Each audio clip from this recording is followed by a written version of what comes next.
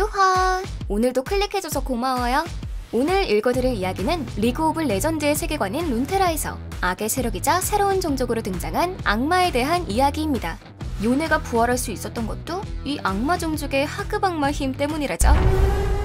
첫 등장은 탐켄치였으며 당시 악마라는 개념이 불분명했었지만 이블린이 리메이크되면서 악마가 하나의 종족으로 자리잡게 되었고, 이후 녹턴, 피들스틱, 그리고 요네 등 점차 그 영역을 확장하고 있는데요. 우리가 흔히 알고 있는 악마는 기묘하고 종잡을 수 없는 신비로운 존재지만 룬테라 세계관에서 악마는 한 종족으로서 좀 더 현실적이라고 합니다. 다음 챔피언도 악마 종족일까요? 그리고 악마는 어떻게 살아가는 걸까요? 그럼 시작합니다. 선과 악, 천국과 지옥, 천사와 악마. 사람들은 세상의 결말을 오직 두 가지로만 나누며 잣대를 들이밀고 타인을 판단하죠. 룬테라의 악마들은 이러한 인간들의 욕망을 먹고 사는 사악한 정령입니다. 이들은 오래전부터 존재했으나 자아가 만들어지기 시작한 건 룬전쟁부터이죠. 그 시기나 존재 이유도 가지각색이기도 하고요. 살아가는 방법도 모두 다릅니다. 하지만 모든 악마는 인간의 감정을 먹으면서 좀 더 악랄해지고 교활해지는 건 동일하죠. 하급 악마일 뿐인 아자카나조차 실존하는 인간으로 변해서 야스오를 속일 정도니 악마를 구별할 수 있는 인간은 이제 없다고 해도 과언은 아니죠. 녹서스와 아이오니아 전쟁 중 신드라가 봉인되었던 곳에서 악마에 대한 연구 문서가 발견되었습니다.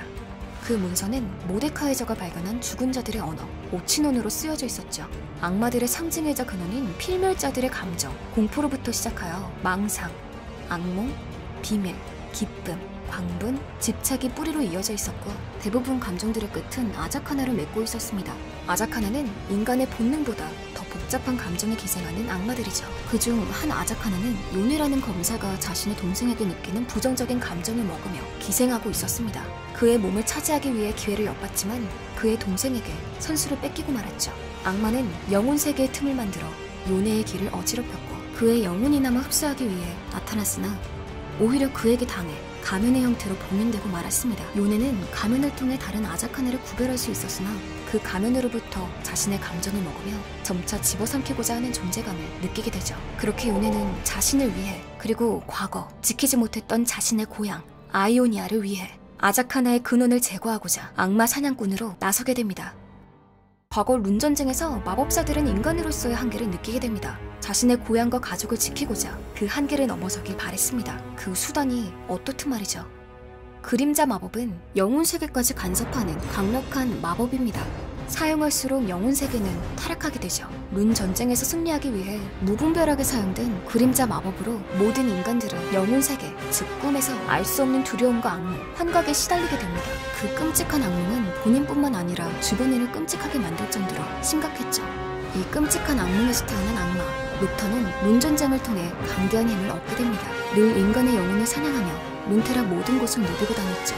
하지만 룬전쟁이 끝나자 그림자 마법은 금지시되고 영혼 세계에서 갇히게 된 녹턴은 굶주림을 느끼게 됩니다.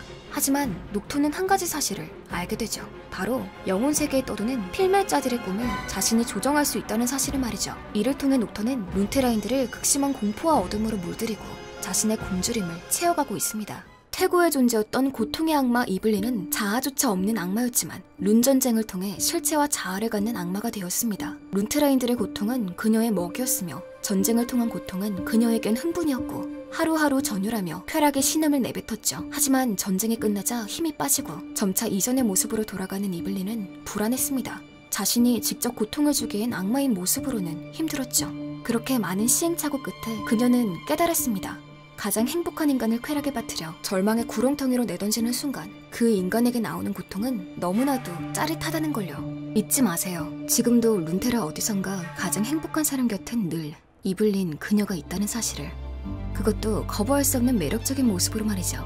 이블린에게 부모를 모두 잃은 배인처럼 미치지 않기 위해서는 늘 조심해야 합니다. 이 악마들에게도 최초가 있을까요? 그렇다면 아마 공포의 악마 피들스틱일 거예요. 그 존재는 누군가에게 숭배받는 신화이면서 어린아이를 골려먹기 위한 동화이면서도 공포에 사로잡혀 갇히고 매일 조금씩 자신의 영혼을 뜯기며 살아가야 하는 인생이기도 하죠. 그는 언제부터 어디로부터 누구에게서 존재를 이어가는 걸까요? 그건 아무도 모릅니다.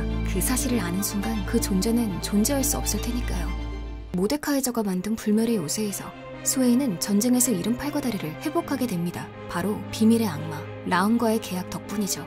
라움 앞에서는 비밀은 존재하지 않은 단어가 되어버립니다. 현재를 살아가는 자뿐만 아니라 과거를 살아가는 자인 망자의 기억까지도 수집할 수 있게 된 스웨이는 예지력과 힘을 통해 녹서스의 대장군으로서 살아가죠. 대제국의 수장조차 악마인 룬테라. 이곳에서 악마가 아닌 자들끼리 싸워야 할 이유가 남아있긴 한 걸까요?